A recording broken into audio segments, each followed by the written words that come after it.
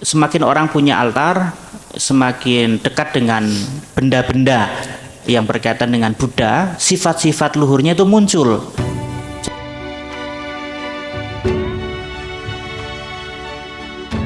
Halo Mbak Teh, Amitabha. Ya, namanya siapa Pak? Saya Johan. Pak Johan. Iya. Silakan Pak. Saya mau tanya satu untuk berhala ya Bante. Soalnya terus terang kan emang kata Bante sebutkan kan, kita disebut sering sembah berhala ya. Tapi satu hal kita lihat kalau misalnya orang mau ngomong soal sembahyang ke patung, patung itu mesti diberkati dulu. Istilahnya kalau orang ngomong diisi gitu Kai kan. Kwang ya. Kai Kwang. Nah itu bagaimana Bante? Ya, satu. Ya. Yang kedua, terus soal misalnya kita ngomong soal pakai kalung ya Bante ya. Umat Buddha kan suka kita ngomong ada yang pakai kalung, ada gambar Budanya atau bagaimana. Nah itu bagaimana? Terima kasih Bante. Iya, silakan Bante, biar langsung saja Bante, silakan. Ya, pertanyaan yang bagus. Jadi sejauh kita tidak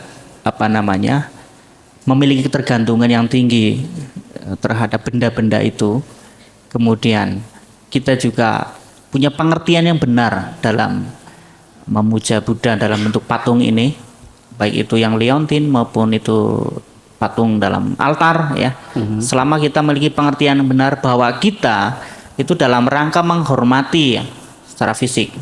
Jadi bukan dalam rangka mentuhankan patung itu sendiri sehingga kita minta berkah, minta segala macam dari patungnya itu, tapi tidak pernah memunculkan sifat-sifat baik seperti yang ada dalam pribadi Buddha itu sendiri, sifat-sifat luhur gitu ya.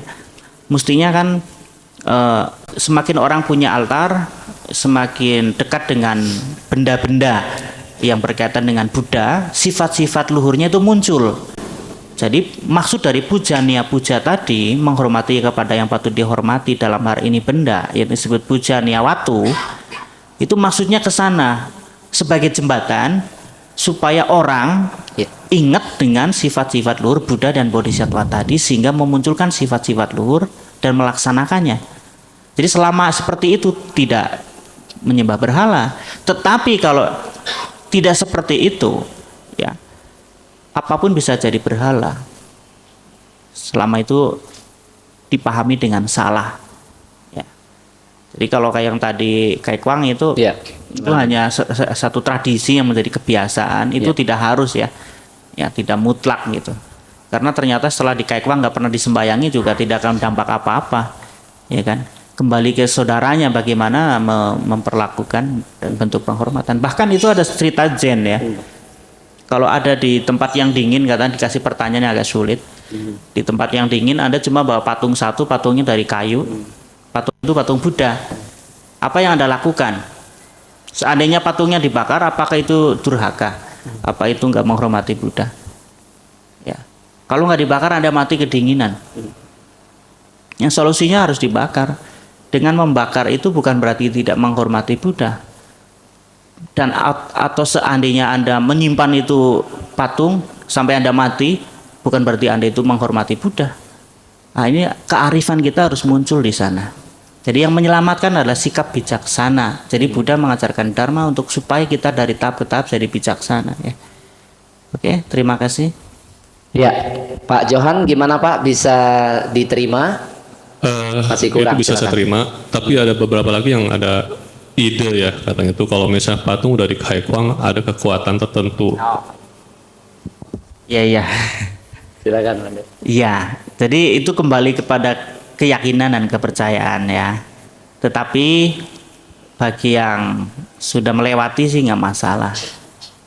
Memang Kai Kwang itu sebetulnya hanya simbol saja ya, simbol diresmikannya ini patung untuk disembayangi, untuk membedakan patung yang dijual di toko, membedakan patung yang dipasang di lemari, ya kan?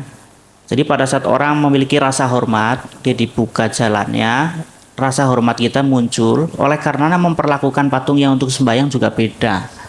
Kita akan memperlakukan dengan baik. Jadi bukan memperlakukan patungnya sih ya, sebetulnya memperlakukan dengan hormat karena ingat Buddhanya itu. Nah, akhirnya ya memang orang lebih percaya kalau mau untuk sembahyang di Kai Kwang dulu dengan anggapan punya getaran dan sebagainya. Tapi yang membuat itu patung menjadi punya energi positif atau tidak itu sejauh mana patung itu selama jadi altar itu diperlakukan dengan baik gitu, sering dibacain doa, sifat-sifat luhur meresap di ruangan ini mempengaruhi, memang itu bisa dirasa ya. Kalau kita nggak pernah sembayangin ya hampa. Iya. Ya. Gimana Pak Johan? Bisa Pak ya? Iya. Iya. Baik. Ya, tadi Bante sudah jelaskan, jadi artinya tergantung keyakinan Anda ya. Kalau memang Anda meyakini. Dan